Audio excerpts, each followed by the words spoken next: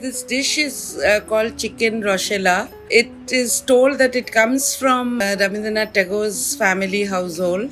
Very simple dish made with chicken, curd, a lot of onions into it, and made in pure ghee with some salt, some chili powder, haldi powder, and some basic garam masala like a cinnamon stick, 2 ilaichi, couple of cloves, and some pepper.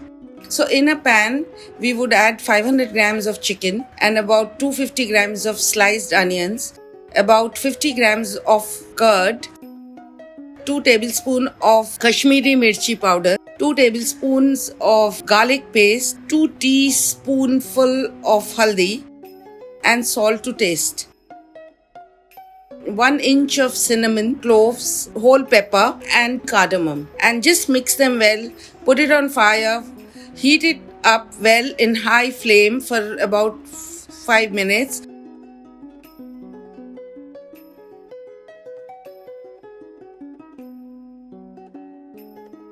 And then lower the flame and cook it in its own juices for over about 10 to 15 minutes till the chicken is tender.